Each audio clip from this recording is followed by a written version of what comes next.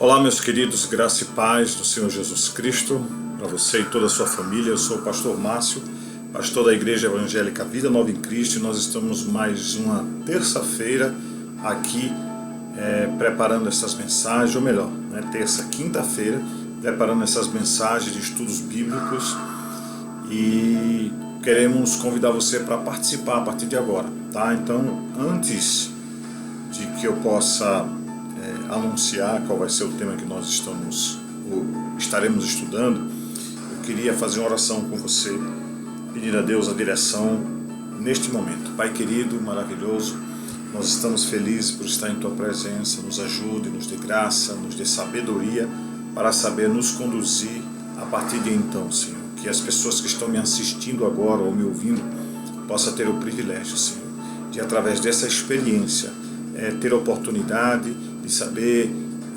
te servir melhor e se conduzir em meio às adversidades que se levantam. Te louvamos por essa oportunidade, pedimos que o Teu Espírito Santo seja aquele que seja o nosso professor maior neste momento, em nome de Jesus. Amém? Meus amados, como sempre, a Igreja Evangélica Vida Nova em Cristo, através desses estudos, nós estamos trazendo sempre temas bastante atuais, bastante relevantes, e hoje nós vamos falar um pouco sobre o seguinte tema: e na hora da enfermidade e do luto, como é que eu devo me comportar, seja para cumprimentar uma pessoa que perdeu seu ente querido, ou eu mesmo, ao perder o meu ente querido, como é que eu devo buscar esse equilíbrio emocional, que é muito difícil, que ninguém aqui está querendo dizer que vai ser fácil, mas com a ajuda de Deus, do Espírito Santo, Ele nos dará graça e nos fará conhecer melhor sobre este assunto, ok?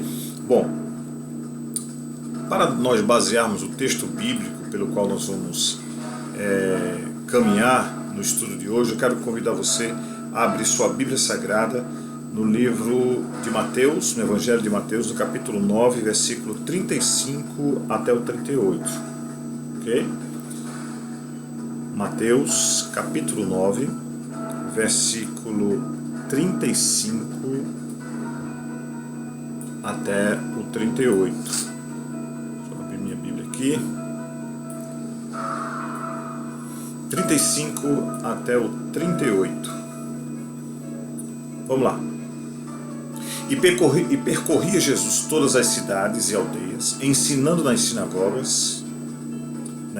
deles, e pregando o evangelho do reino, e curando todas as enfermidades e moléstias entre o povo. E vendo as multidões, teve grande compaixão delas, porque andavam cansadas e desgarradas, como ovelhas que não têm pastor. Versículo 37. Então disse aos seus discípulos: a seara é realmente grande, mas poucos os ceifeiros.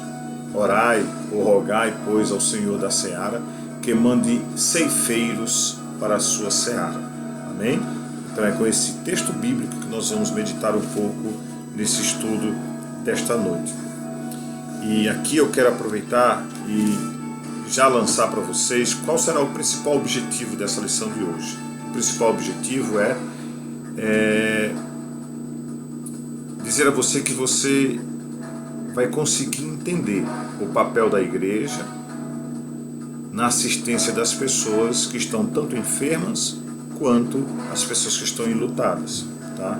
Então é muito importante esse estudo para que você possa conhecer melhor qual é o papel de cada um nesse momento. Então, na nossa introdução, nós queremos dizer que entre os conflitos da vida existem dois assuntos que temos maiores dificuldades de aceitar, evidentemente. O primeiro compreende as nossas enfermidades. É bem possível que enquanto eu falo aqui, você esteja passando exatamente, ou alguém da sua família passando por isso. Portanto, é bom ficar bem atento, atenta, porque isso pode te ajudar nesta noite. Os pesquisadores, meus amados, eles dizem, eles falam que trabalham de maneira incansavelmente visando ajudar e resolver as pessoas nesse sentido. O outro evento que a gente precisa abordar nesse estudo é sobre a morte. Não é à toa que a Bíblia afirma que os últimos, ou que o último inimigo a ser vencido pela nossa raça é a morte física, exatamente. Existem dificuldades em enfrentar a realidade a respeito de nós mesmos, assim como de aceitar a morte de nossos amados e entes queridos. Nós precisamos considerar que esta lição de hoje, esse estudo de hoje, não deve ser apenas um incentivo para estudarmos com mais profundidade o tema, pois nós devemos reconhecer que a igreja tem realizado um trabalho bem limitado e em cada um desses assuntos a gente vai precisar melhorar a nossa visão e o nosso comportamento. Isso é fato, né? A Bíblia ela exemplifica com muita clareza para nós crentes, né, como lidar com o momento da morte e da enfermidade. Cristo, em seu ministério, ele tratou com seriedade tanto o enfermo como aqueles que estavam enlutados. Esperamos que as enfermidades elas possam ser tratadas e os doentes também possam ser curados. Mas nem sempre ocorre isso. Nós aprendemos também que algumas enfermidades são consequências de pecados. A gente sabe disso. Outras, porém, têm diferentes causas e finalidades. O que aconteceu ao cego da cidade de Jerusalém mostra a sua deficiência física. Isso revelou o poder de Deus através da vida dele. Tá? Então, lá em João Evangelho, do capítulo 9, versículo 3, fala claramente sobre este momento. Já no caso de Ana, lembra de Ana? A mãe de Samuel, a cura de sua enfermidade contribuiu para o crescimento de sua fé. Então, esse milagre deu a ela as condições para demonstrar a Deus e aos homens a sua consagração, o seu comprometimento, né? Sobre a morte, nós podemos exemplificar a postura de José, por exemplo, filho de Israel, quando seu pai anunciou a chegada de sua morte, lá em Gênesis 48, versículo 21. José lhe demonstrou maturidade para tratar com essa perda que ia acontecer. Você imagina você saber já o dia da morte de alguém é um problema para a mente humana, ter que aceitar essa verdade, né, que está posta diante da sua frente. Então, ele poderia ter dito ao seu pai, por exemplo: sou o governador do Egito e posso contratar os melhores médicos para cuidar da sua saúde, meu pai. Ele poderia ter dito isso. Quero que o senhor viva e viva mais algum tempo. Poderia ter dito isso. Porém, ele não demonstrou resistência àquilo que foi dito pelo seu pai. E essa perda, né, ele não procurou resistir a isso, porque absolutamente seria natural aquilo que iria acontecer. Mas que ele soube entender e aceitar os ciclos que Deus estabeleceu para a sua vida. Então, quando se fala aqui nesse texto, ou nessa introdução grande que eu acabei de ler, a respeito do ciclo da vida, todos nós sabemos, pelo menos no início a gente não sabe o que vai nascer, mas nós nascemos, nós crescemos e sabemos que um dia vamos morrer, mas não sabemos o dia e nem a hora. Então, esse é o ciclo da vida, é absolutamente natural. É claro que ninguém está preparado para o dia da morte. Quando eu digo não estar preparado, é não querer aceitar o dia da morte de um ente querido, às vezes, né, diante de alguns diagnósticos que os médicos dão para algumas pessoas de vida limitada, né, chegam a datar, mas Deus às vezes até nos surpreende até os médicos, tá? E nós só vamos partir no tempo determinado. Então, E eu queria meditar com você exatamente sobre isso, sobre os caminhos da enfermidade. Ora, vejamos. Nós podemos considerar 3 possibilidades que a enfermidade é capaz de produzir em uma pessoa. Comumente, nós queremos alcançar a cura, é claro, todo mundo quer ter cura da enfermidade, mas Deus ele é soberano e nem sempre realiza a nossa vontade. Isso é verdade. Não existe uma explicação, vamos dizer assim, fácil de se dar a respeito da vontade de Deus, dos planos de Deus a respeito desse assunto. Cabe a Ele, sua soberania está acima de tudo. Às vezes Deus não cura, e em alguns casos as pessoas não são curadas porque diante daquele quadro que a pessoa está vivendo, a pessoa ainda está se relacionando com Deus, está temendo a Deus, e aí pode ser que seja um desses casos, tá? Então são várias as situações. Então, independentemente da decisão tomada pelo Senhor na nossa vida, sempre teremos na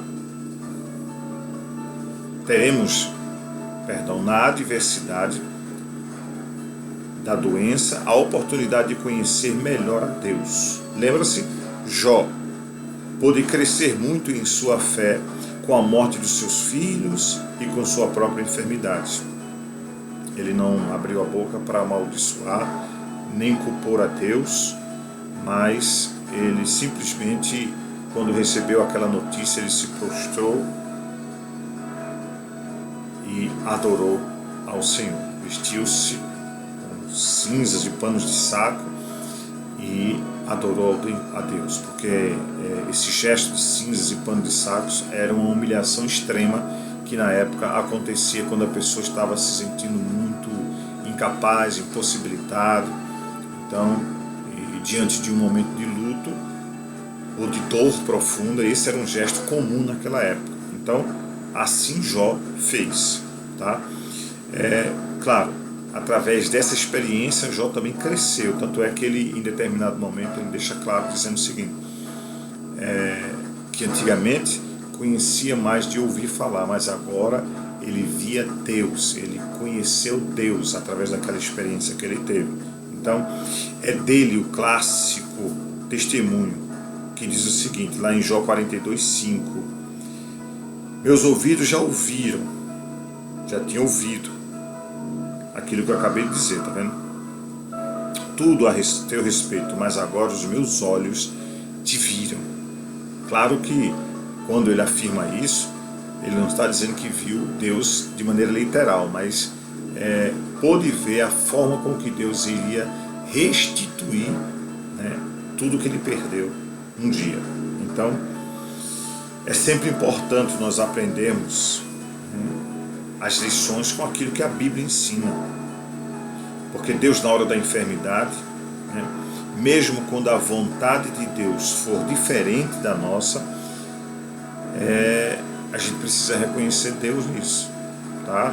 Mesmo na hora que for um não, na hora que alguém partir da família, por mais que oremos, por mais que queiramos, nós precisamos lembrar que tudo está dentro da vontade de Deus, da permissividade de Deus. Então, é bom nós recordarmos que nossa vida aqui na Terra não é infinita, porque é infinito só Deus. E que em determinado momento, ou em determinado dia, nós iremos partir para a glória, com o Senhor, evidentemente. Romanos capítulo 8, versículo 21. Ainda que nós soframos profunda dor na enfermidade e pela perda através de alguém que possa morrer, nós temos esperança em breve, né?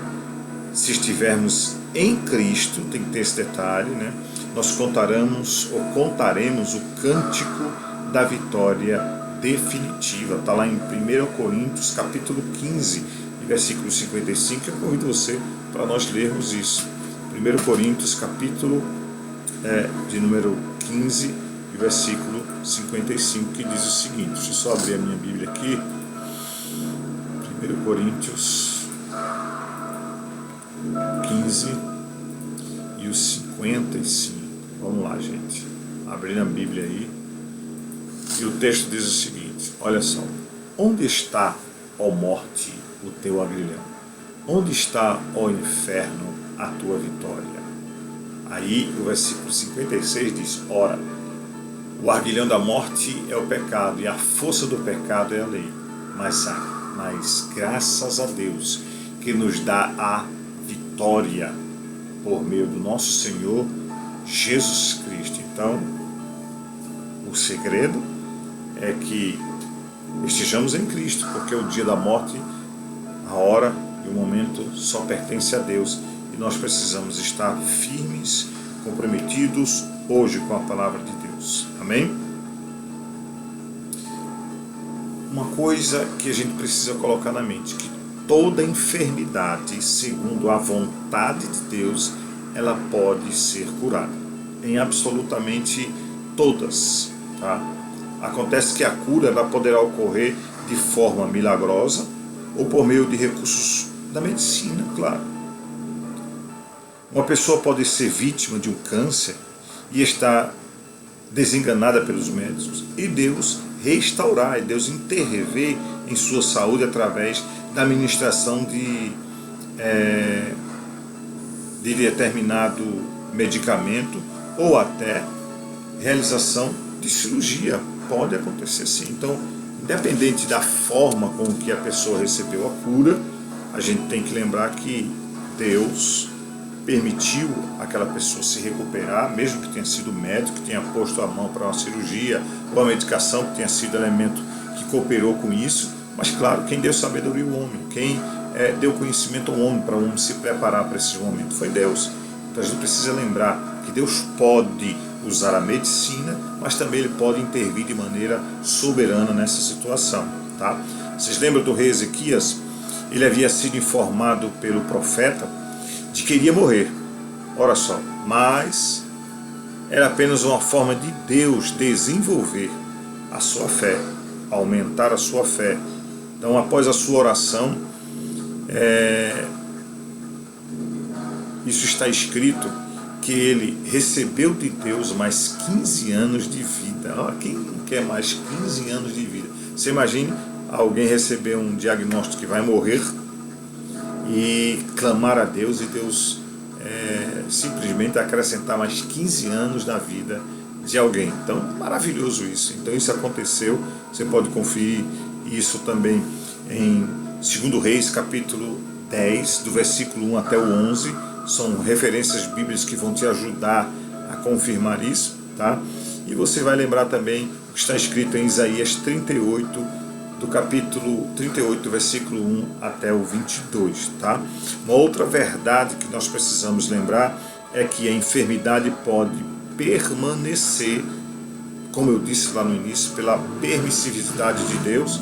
Ele pode permitir que a enfermidade ainda continue na vida de alguém. Então, muitas pessoas associam o fato de ter uma doença crônica com a falta de fé. E é muito perigoso caminhar nisso aí. Então, observe bem, nem sempre a permanência de uma doença é sinal de incredulidade.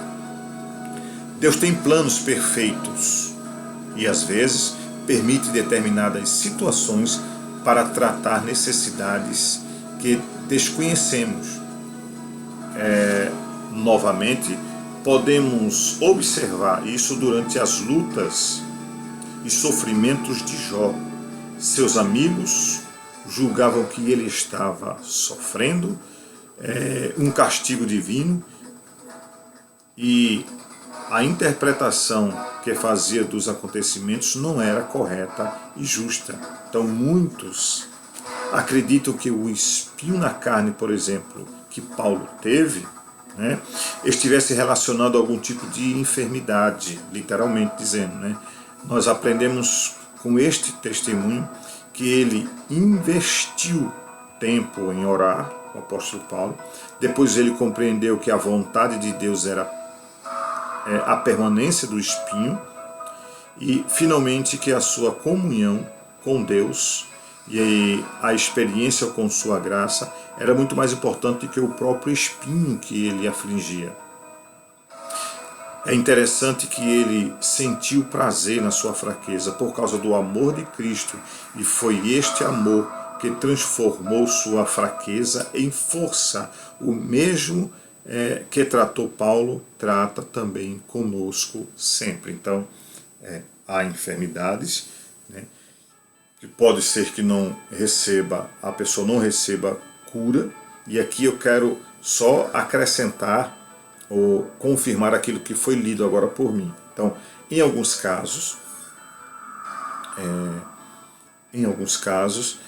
pessoas que estão de fora, por ver alguém enfermo por muitos anos, têm a crença, por causa de fulano que disse, e chega a gente, eu já vi isso, chega a gente se dizendo, usado pelo Espírito Santo, para dizer que a pessoa está naquela situação porque está em pecado. Gente, tem que parar com isso. Eu creio nos dons espirituais, no dom de revelação, tá? Mas vejam bem, cada caso é um caso. Então, quando você ou alguém assume a responsabilidade dizendo que aquela situação está acontecendo com alguém por estar enfermo por causa de pecado, isso é muita responsabilidade. Então a gente precisa ter muito cuidado com isso, tá? E ainda sobre essa questão de permissividade de Deus, que uma pessoa mantenha-se com enfermidade, é o fato de que o apóstolo Paulo, em 2 Coríntios, capítulo 12, aí você vai ler do 7 ao 10, você vai ver como Paulo fala sobre esse assunto, tá?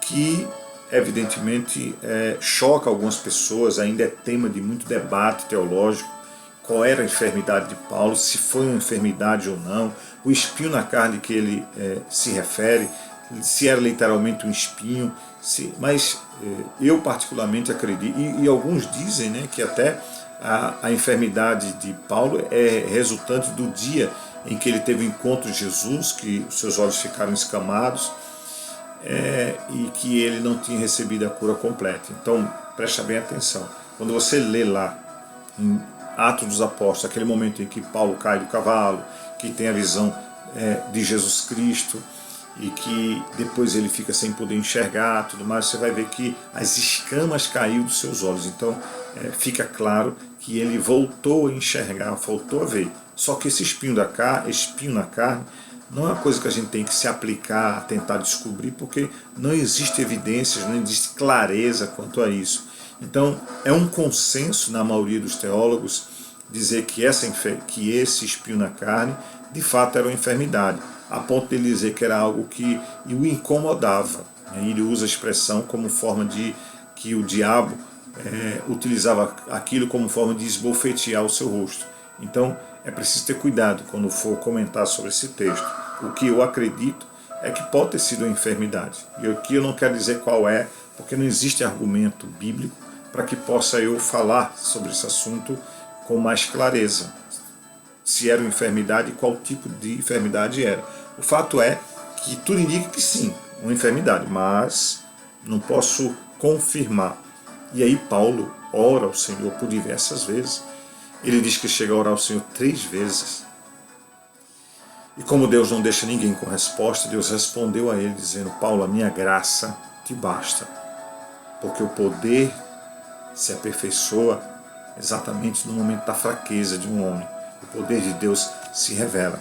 Então tem muita gente que ainda está enfermo por algum tempo, Deus não curou ainda, exatamente por isso. É a vontade dele, a permissão dele, porque para que a pessoa possa entender que a coisa mais importante na vida de um ser humano é a presença, é a graça de Deus na vida. Amém? Então que você possa meditar sobre isso. Tá? Então vejamos o seguinte: será que eu estou disposto a me sujeitar à vontade de Deus, a ponto de permanecer com a doença, ou mesmo receber uma sentença de morte? Será que eu estou disposto?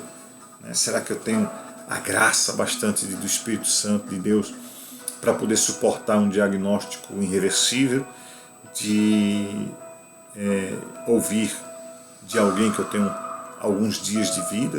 Então, o que é que você faria nesse momento? Cada um tem sua resposta, seu momento, mas assim, eu particularmente, eu iria mais buscar a Deus e dizer: Senhor, eu preciso de Ti, até na hora dessa partida, se for o caso da Tua vontade. Então, nós precisamos lembrar também, que ainda sobre o estudo, que algumas enfermidades ela leva a pessoa à morte, tá? Então, nós lidamos muito pouco com essa realidade, que chama-se morte. Apesar do Evangelho nos abrir porta para uma esperança gloriosa, nunca tratamos bem essa condição humana. O apóstolo Pedro escreveu na sua carta conscientemente da proximidade de sua morte. Vamos ver isso aí, 2 de Pedro, capítulo 1, versículo 14.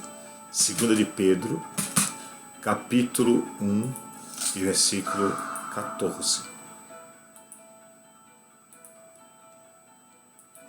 O texto diz o seguinte: sabendo que brevemente hei de deixar este meu tabernáculo, como também nosso Senhor Jesus Cristo já me tenho revelado. Então, o próprio Jesus revelou a Pedro, né, sobre que ele em breve iria partir. Então, eu sei que uma coisa é ouvir do médico isso, e outra coisa é ouvir de o próprio Jesus Cristo, como Pedro demonstra aqui nesse versículo 14. Mas aí, no versículo 15, ele diz assim: mas procurarei eu, mas eu também procurarei em toda ocasião que depois da minha morte tenhais lembrança dessas coisas. Ele preocupado com o legado dele, do que ele ia deixar como modelo, como exemplo para a igreja do Senhor. Então, apesar da morte dele, de Pedro, não ter sido fruto de enfermidade, nós precisamos considerar que ele aprendeu a lidar bem com a proximidade da morte.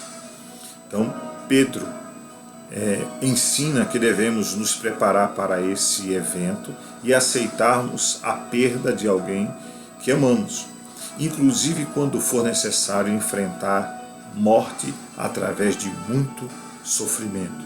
Gente, eu sei que dizer isso aqui parece ser muito fácil, né? Mas quem viveu ou quem vive uma morte trágica de alguém da família, eu vou dar um exemplo de alguém que eu conheci, em que viajava no carro o marido, a esposa e uma criança.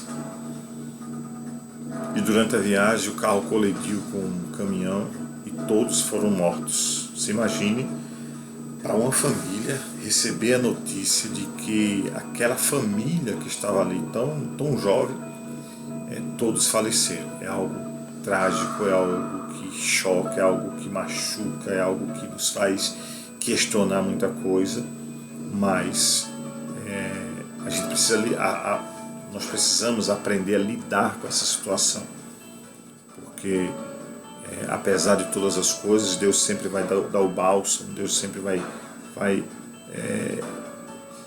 dar-nos força para superar essa situação. Então, para você ter um exemplo,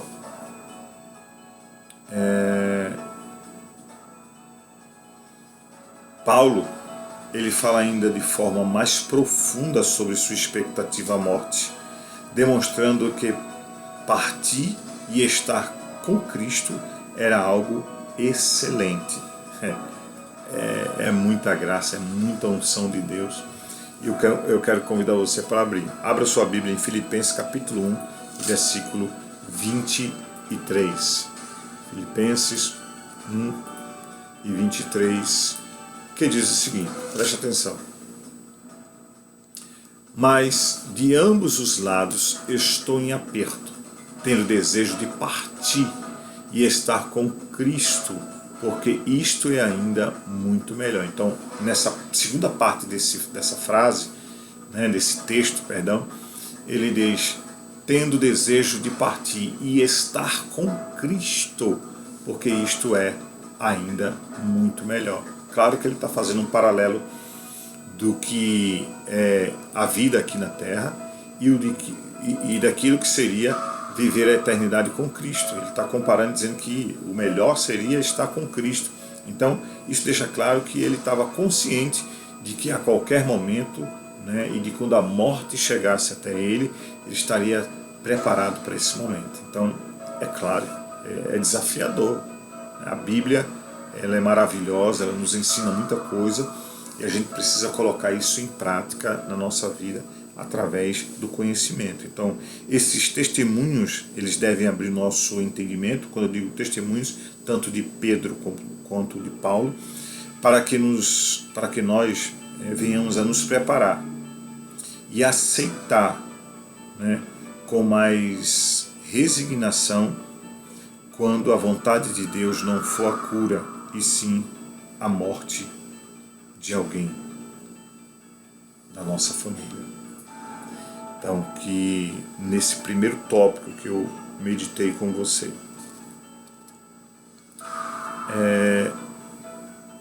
você possa lembrar dessas verdades, né? Que a enfermidade ela pode permanecer por um tempo, e nesse tempo, claro, Deus vai dar graça, nos tratar, e também que a enfermidade ela pode gerar a morte. Então, vindo a morte, nós precisamos entender que foi a vontade de Deus e devemos aceitar dessa forma. Agora, é claro, nós como igreja precisamos lembrar como é que a gente pode cooperar, ajudar alguém que está vivendo um momento de luto. Então eu queria aqui meditar com vocês algumas coisas. Por exemplo, nós precisamos, quando alguém estiver nessa situação, demonstrar cordialidade, né, empatia e compaixão. Tá? Essa última palavra, compaixão, é a capacidade de se colocar no lugar da outra pessoa na tentativa de sentir também o que a pessoa sente. Então, demonstre a compaixão por alguém que você sabe que perdeu a vida, ou melhor, de alguém que o seu familiar perdeu a vida. Segunda coisa, ouvir com atenção e compreender suas necessidades. Então, é muito comum quando você está conversando com alguém que perdeu um filho, perdeu alguém da família, essas pessoas terem que falar muito, se justificar muito, às vezes até, se não tiver cuidado, essas pessoas até exageram, diz coisas e às vezes, pela emoção do momento, pela situação, culpa a Deus. Quando isso passar, quando essa dor passar mais à frente, vocês vão ver que essa pessoa vai cair em si e vai voltar atrás em algumas frases que foi dita, mas jamais interrompa esse processo de luto na vida de alguém. Espere, ouça a pessoa, tá bom? Terceiro, dar encorajamento espiritual. Sempre falar frases para erguer a pessoa espiritualmente. Nunca fale frases para cooperar com a situação que ali está, né, de tristeza e dor, mas diga que Deus vai dar força, diga que o Espírito Santo vai lhe fortalecer, tá? São frases que podem ajudar muito, tá? E nunca, e aqui eu digo a dica, nunca diga à pessoa não chore, nunca diga isso, porque o luto é para chorar, porque é a dor da perda, tá?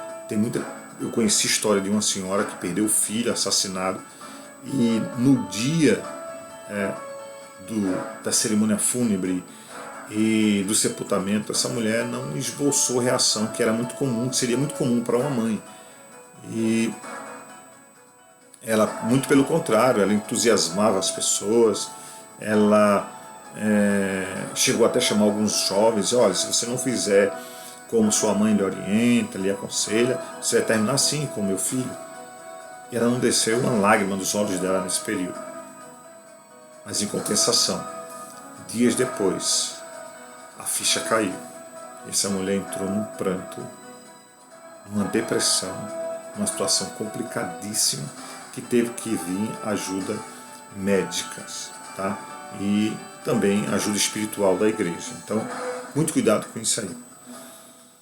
4. Compartilhar o Evangelho com aquelas pessoas que não têm experiência com Cristo. Fala do amor de Deus, né?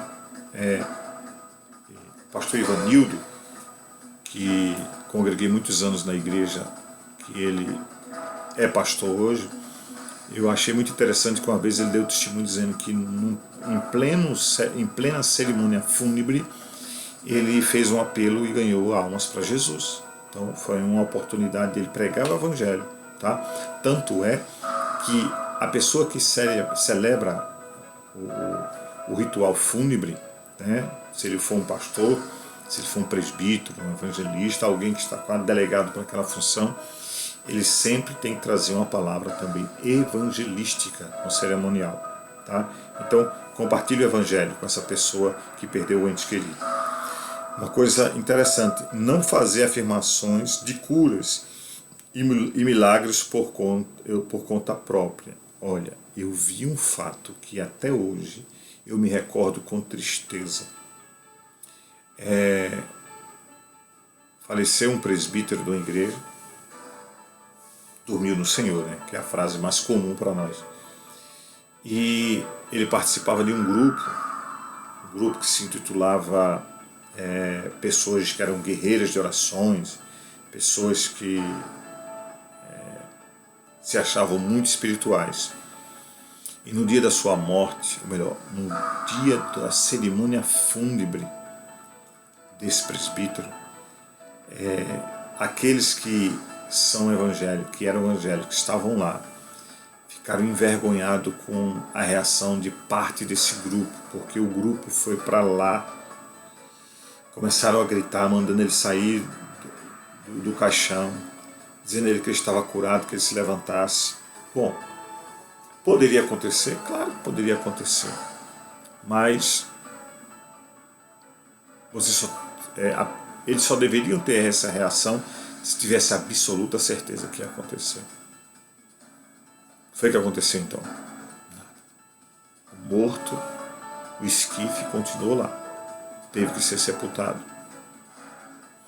Então, foi uma vergonha muito grande para as pessoas evangélicas que ali estavam, porque as pessoas não evangélicas viram aquela situação como um descontrole emocional e descontrole e falta de conhecimento espiritual e de comunhão com Deus e de experiência com Deus. Então, precisa ter muito cuidado nessas horas também, tá?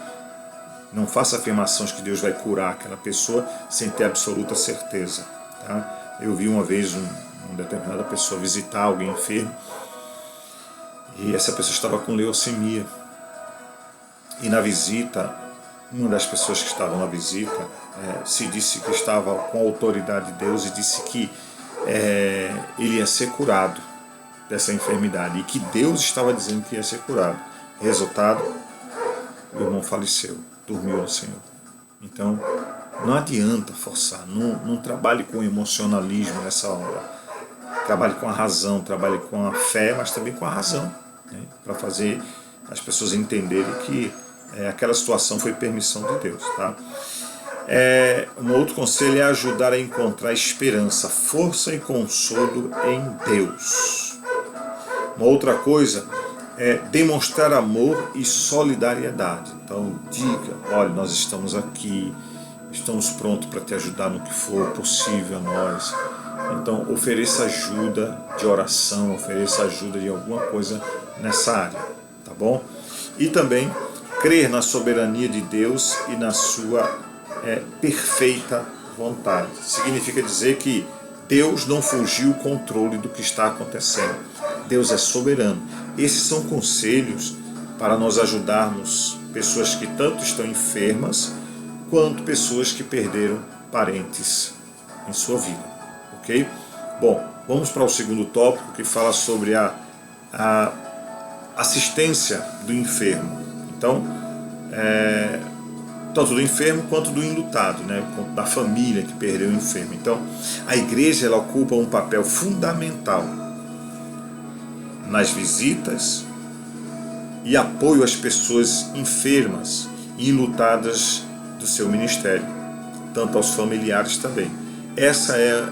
Esse é um momento para mostrar a cordialidade daqueles que são líderes da igreja, a empatia e a compaixão, ouvir com atenção e compreender a necessidade da pessoa. É também importante um tempo para dar encorajamento a essa pessoa. Então nunca force, tem que ir para a igreja, tem que ir para a igreja. Deixa a pessoa viver aquele momento de dor, de luto, de perda e aos poucos essa pessoa vai voltar à atividade normal da igreja, tá bom? Então, é um tempo de encorajamento que tem que haver na vida da pessoa, levá-los ou levar essas pessoas a aprender lições espirituais com aquilo que está acontecendo, né? Com atitudes de amor e de compartilhar o Evangelho com as pessoas. Então, com muita compaixão, nós podemos aproveitar, né, a sensibilidade que as pessoas apresentam neste momento para falar do amor de Deus. É muito importante o cuidado que precisamos ter com as afirmações que fazemos. É comum, né, alguém fazer afirmações de curas, de milagres, né, por conta da própria situação que está acontecendo. Então é preciso ter muito cuidado, né? O pecado, ele muitas vezes torna-se evidente das pessoas que vão lá e falam bobagem, besteira, né? Sem estar na orientação de Deus, tá? Isso pode comprometer a imagem da igreja, que ali as pessoas que vão representar uma igreja, tá? E também compromete a pregação do evangelho às pessoas da família que não são evangélicas. Então, nós devemos nos concentrar para falar do evangelho de Jesus. As palavras do justo dão sustento a muitas pessoas. Quer ler comigo Provérbios 10 e 21? Veja só o que esse texto diz, como é interessante a gente pegar a palavra de Deus. Provérbios 10 e 21. Deixa eu abrir aqui a minha Bíblia. Abra sua Bíblia também, Provérbios 10 e 21. Que diz o seguinte, preste atenção. Os lábios dos justos apacentam a muitos, mas os tolos morrem por falta de entendimento. Então, os lábios dos justos, da nossa boca, né, devem sair palavras para apacentar, como um pastor apacenta as ovelhas. Então, cuidado com o que você fala no momento de que alguém esteja vivendo um luto, tá? Então, essas palavras às vezes sustentam muitas pessoas e levam ao encorajamento, à esperança nas promessas e no amor de Deus. Nós devemos ensinar que as aflições do presente, elas não podem se comparar com as bênçãos que no futuro há de vir. Então, baseado naquilo que Paulo disse em Romanos capítulo 8 e versículo 18, fica claro que o momento do sofrimento, da dor, é momentâneo, mas haverá um momento que nós vamos nos encontrar com essas pessoas. Então o choro pode durar a noite, mas a alegria vem ao amanhecer e Deus vai fortalecendo a vida de cada um de nós, tá certo? É uma coisa muito interessante, é importante ter consciência de que nem sempre temos resposta para o problema da enfermidade, mas que queremos mostrar o nosso amor, né, e solidariedade, seja em qualquer situação, tanto das pessoas que estão enfermas, dos familiares, quanto aqueles que perderam seus entes queridos, tá bom? Então, e para encerrar aqui, o terceiro tópico fala sobre o Evangelho tem poder para a cura. Vou repetir, o Evangelho ele tem poder para a cura. Em seu ministério, Jesus deu tanta importância à assistência aos enfermos, que praticamente 1/5 do Evangelho é dedicado ao tema chamado cura. Delegou também as responsabilidades aos seus discípulos, tá? E eu vou ler com vocês. Vamos ler Mateus capítulo 10.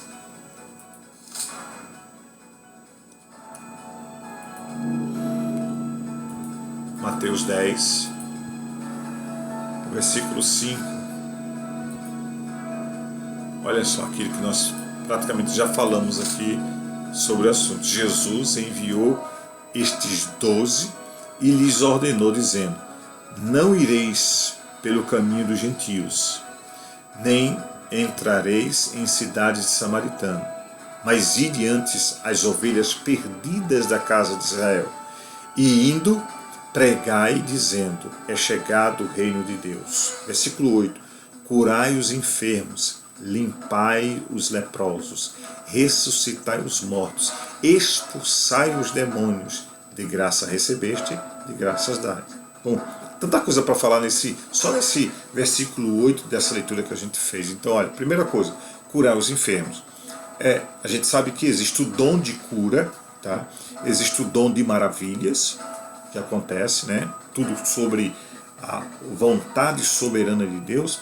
E muitas vezes Deus dá o dom de cura a algumas pessoas. E muitos oram por pessoas e essas pessoas acabam sendo curadas, tá? Esse é um dom. Mas um clamor feito por um crente numa necessidade, um clamor feito por um justo, pode muito em seus efeitos. Então, pregar o Evangelho, né, cuidar dos enfermos e, claro, até isso, ressuscitar os mortos. Eu falo de mortos espirituais, mas também pode ser que aconteça, como já houve testemunho, de pessoas que ressuscitaram depois de alguns minutos mortos. Então, gente, e não tem só nos dias de hoje isso acontecendo. A própria Bíblia, eu conheço testemunho de pessoas que estavam dentro da geladeira e que acabou Deus ressuscitando. Como isso está na soberania de Deus, tá?